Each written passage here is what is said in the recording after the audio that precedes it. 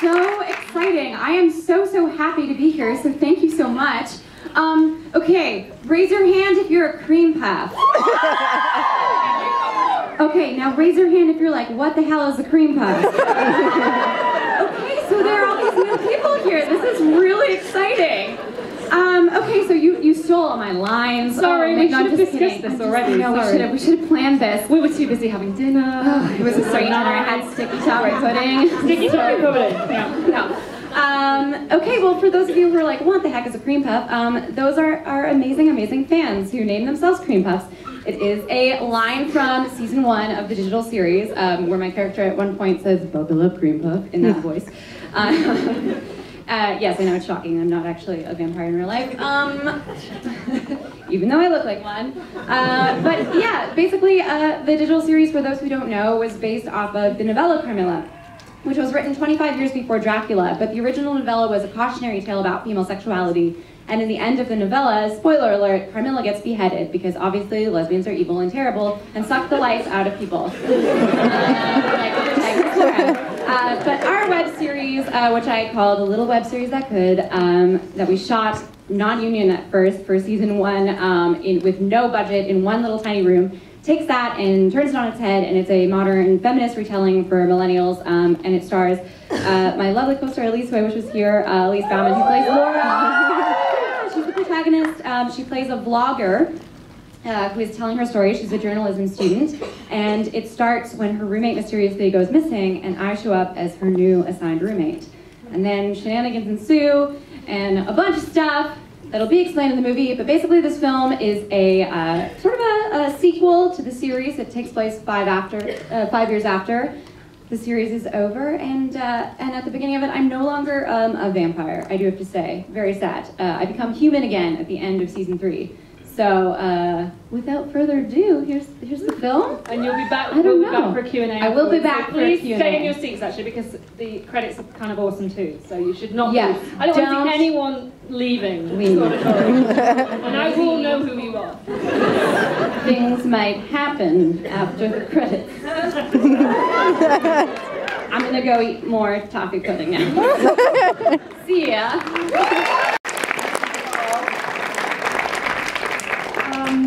Okay, so I have so many questions. I have so much, and there's so much questions and love in the room right now. So I'm going to start with: did you think, when you kind of like the little web series that you said in the intro, did you think you would get to, like, you know, feature film status when you started working on it? Yeah, no, not at all. It completely surpassed all of our wildest dreams. I mean, it was just this tiny little passion project that our amazing producer, Steph Buckneen, came up with, and nobody could have imagined that it would have even gotten a second season, let alone a third, and a feature film. So, you know, thank you, because it really wouldn't have grown without our fans. And how did you get involved in it in the first place? I just auditioned for it, to be honest. I got a breakdown for the role and for the project in my email inbox, and the character was so compelling to me because I so often, unfortunately as a young woman still, I get breakdowns for roles that are described as pretty. I recently had one that was beautiful gay. And I was like, oh, wonderful, I completely know how to emotionally prepare for this audition now. We all know that, you know, everyone who is queer is exactly the same. We all have the exact same personality. We're all beautiful. Right, yes, we are all beautiful, that is true. But, you know, for the role of Carmilla, it was this incredibly long description, and it was so just compelling, and I saw that it was a female writer and a female producer, and I also always wanted to play both a vampire and a lesbian, so I got to kill 2 birds with 1 stone. I just auditioned for the role, and it just fit. And I just got so lucky, and I found this incredible on-screen chemistry with my co-star that is so, for lack of a better word, really magical. You know, we've had the opportunity to work with other folks, and it's great, but there really is something quite electric between these 2 characters, and so, yeah, that's how I got involved. I didn't even really know what a web series was, like, you know. Right, that was going to be my next question. Like, as you're getting these auditions through, you're like, web series? What's, you know, digital series? I want prime time. Well, you know, at the time I did have 3 serving jobs, so I was kind of like, I'll take anything. This is a McDonald's commercial? Great. No. But yeah, I didn't know much about digital, but I was familiar with the production company's work. I had seen a couple of their other TV series that they had produced, so I thought, you know, this is a really great opportunity to work with a great company, and I think it really speaks to where media is headed and the power of digital audiences as well. And you've been very vocal about that, and very kind of like, and so has Elise. And so you mentioned about this amazing chemistry. Did you read together? Did she get cast separately? Was it? It's obviously just this like happy coincidence. And you've now gone on. You appear at conventions together and everything. And you've both just won consecutive years. You've won the audience choice. It's kind of like, I don't know, it's audience voted for. Yeah. Screen Academy Award in Canada. Yeah. So wrong, but No, that's the words I got wrong. I think they did like Academy Canadian Screen or something. Yeah, the Canadian Academy. So it's our Canadian Screen Awards, which I guess is kind of like our version of the Oscars, but we do a Fans Choice Award. So that was really, really awesome. Elise just won one and made a beautiful speech. And honestly, like, I think when I won the previous year, I was just really surprised. But it speaks to the kind of like fandom of Carmilla. So I don't know if you definitely. Kind of like speak to that. Well, I think that people, it was a real awakening for our industry to also realize that queer audiences are so loyal and so wonderful, and they will sell tickets. And I think these are stories that need to be told, and you know, I'm really glad that we were able to prove that. Anything from any of you yet? Because I will carry on. Keep on going. Okay, so we're gonna do this in a. So we're gonna go there, and then we're gonna go over here, and then we'll get there, and I've got this in a map. Hi, Natasha. Hi, I'm Aphrodite. I do have a question. Obviously, you have a very loyal and dedicated fan base, and I think movies like this have a lot of resonance and a lot of important messages. But I was wondering how collectively, as fans and as an actor like yourself, how we can sort of go beyond just this audience and sort of collectively make it a bit more mainstream, because I feel like these messages need to spread to the wider world, you know what I mean? No, I completely agree with you. I think it's so important to signal boost queer cinema that's written by women, produced by women, by people of color. So I think by, social media is the best way to do that. I think, so often people talk about the dangers of social media and the negative aspect, but I've actually really seen it as a positive, because it's so inspiring and wonderful to see this community grow and support each other, and for fans from all over the world to be able to befriend each other and be there for one another. So I've actually really seen the positive aspect of it. Hopefully folks will still continue supporting Carmilla and watching it online. The series, for folks who haven't seen it, is still all available for free on YouTube. So hopefully with those greater view counts, we can continue to show that there's an audience for it and a need for it. But I know what you mean, that I just started working behind the camera a little bit, and what I would really love to see as well is queer characters that are just completely normalized and part of storylines that are a little bit more mainstream. I think that coming out stories are incredibly important to tell, but I also really am intrigued by stories where it's just a person who happens to be queer and it's no big deal. I don't know if you've seen Brooklyn Nine-Nine, but it's such a wonderful comedy. It's so goofy, and I never really gave it a chance, and then I watched it, and then I was like, oh, this is amazing. There's a police captain who's gay, and they're like, yeah, cool. I'll watch it now. Yeah, and it's just really funny, and he's an authority figure, and I was just like, oh, that's awesome. We need more characters like that, where it isn't this angsty, harrowing tale. Great, we've got one more question. Hello. When Elise accepted her Screen Award, she mentioned that Carmilla was a primetime series in the making or something like that, and I didn't really see many tweets about it because I don't think many people clocked what she said, but I was wondering what she meant. Yes, probably, well, that was also news to me.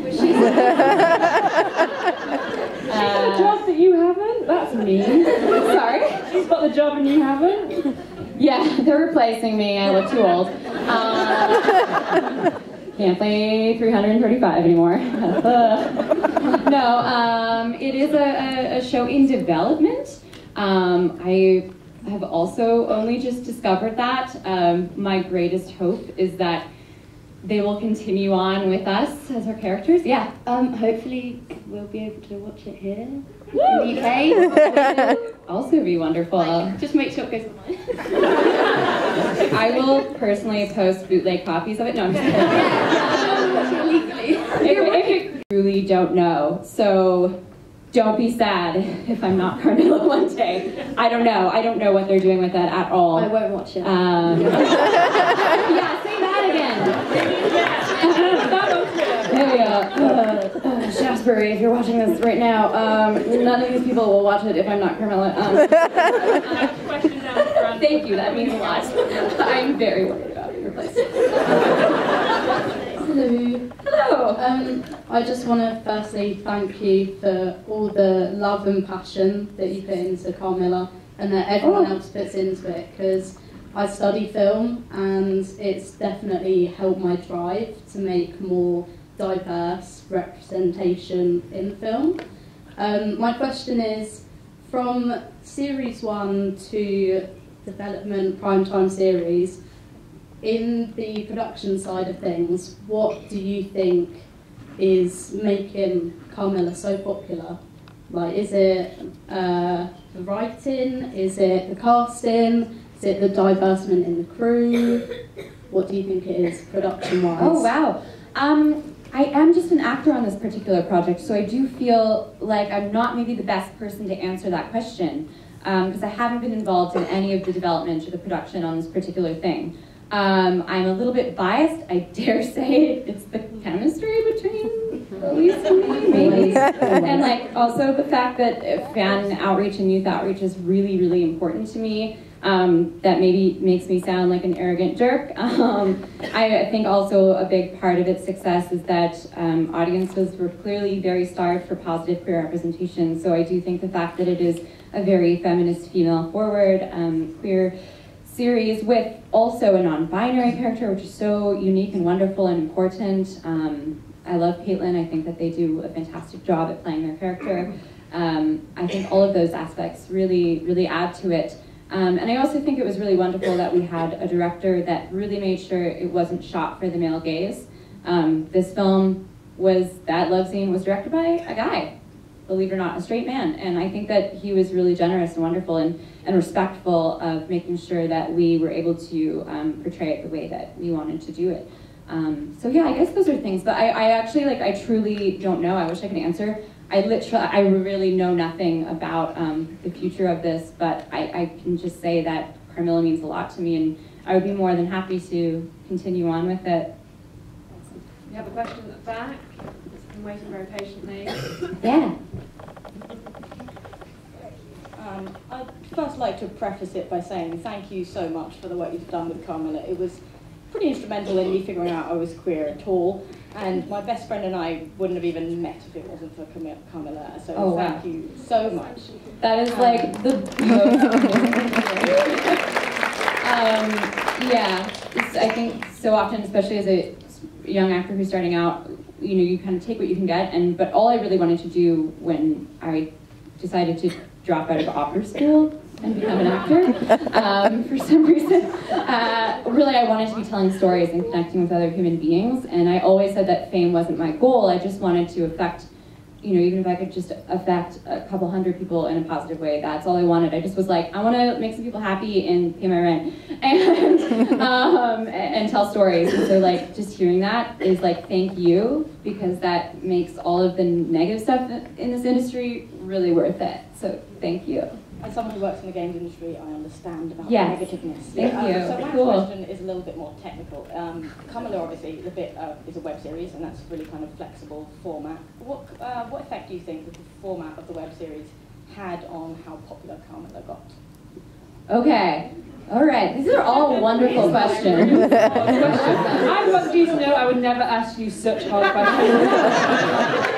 No, it's totally okay. I actually think they're really amazing, valid questions, and I am also so fascinated just by the digital landscape and like the trajectory that Carmilla has had, just because I'm a bit of a cinephile and a nerd myself. So I find it really interesting, but I also feel like I'm just not qualified to answer these questions because I don't know what to say, because I wasn't part of the development of it. I do think one thing that was really effective was that it was Laura speaks to the camera, and just like analytically and statistically, oftentimes on YouTube when someone directs their conversation with the camera, it has a higher view count or view rating. See, I'm boring people already. No,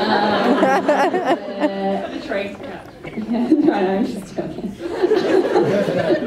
Yeah, I think that had something to do with it. And then also just the fact that fandom can grow online. So I think that having a transmedia campaign, so for those who don't know the series, they had social media accounts for the characters that were in character that they pre-wrote while they were writing the series. So I think that really helped create fandom as well. I don't know, Steph, where are you? Dial-in stuff. Yeah. No, I actually like these questions. I'm sorry if I can't really like answer them. I don't know. Yeah. Okay, we've got time for probably 2 more questions. So we're going to go, because I saw your hand go, oh, someone's just grabbed, yep, you, and then we're going to go there. I just wanted to say thank you for your work on Carmilla. I really love your work on Kinda TV, and I'm excited for Clairvoyant to come pretty soon. Do you have any other like upcoming projects that we should know about to keep our eye on? I'm so sorry, folks were clapping. Sorry, could you just repeat the question? I was just wondering if you had any other upcoming projects that would be in the know on. Yeah, okay, cool. I have a film coming out soon called Freelancers Anonymous that's going to be doing a festival circuit. I don't know if it'll be playing here, but yeah, it's a really great film about women in tech. It's based out of LA, but we shot it in Chicago. It's got like really wonderful cast. Alexandra Billings from Transparence in it. Yeah, that's a film to look out for that's coming out soon. And then hopefully Clairvoyant will be put out into the universe soon. Yeah. One last question, make it a good one. Okay. Sorry, I know there's like loads of, I'm going to get lynched later on. I'm going to get kind of like, because I know you had your hand up before. Please don't lynch me. Lynching will come later. Oh, it's my kind of Friday night. Just keep forgetting. So I'm going to completely and utterly embarrass myself in front of these wonderful people, lovely ladies and people and gentlemen. I have never actually ever seen Carmilla before, so I apologize profusely. No, please. Do not apologize. I'm actually really excited that our audience is growing and that new people are joining the fandom. So welcome. Thank you. I have to admit that the reason I came, please don't shoot me, is because Dominique Provost-Chalky is in the movie, who we know as Waverly and Waverly oh wow, that sounds really odd.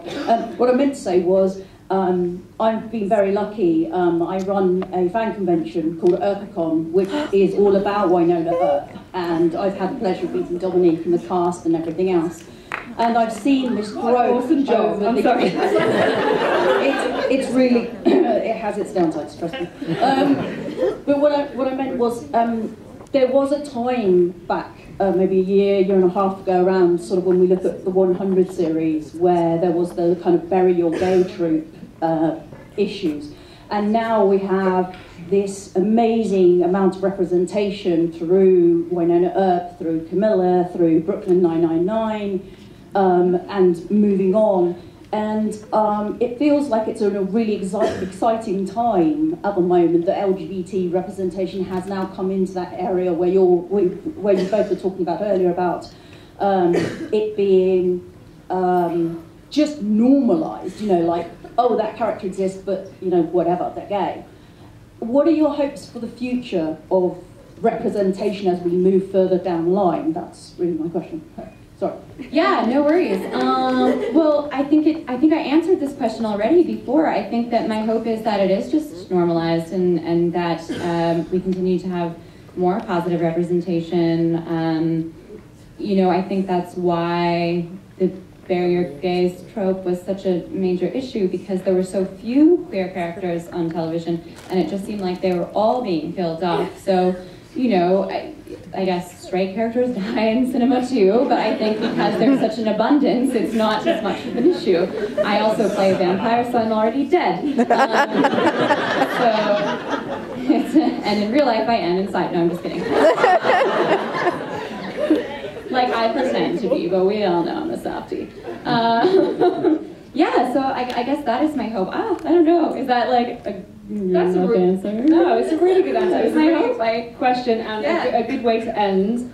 I want to apologise if any of my comments have not been PG-13 this evening. This is like literally, I've never had such a young audience come to one of the films that I've played, so I'm really pleased that Carmilla has brought a new audience to Flair, has brought new audiences to Carmilla, and new cream puffs, possibly, I think, in the room this evening. But most of all, so. Natasha, thank you so much for being with us this evening. Yeah.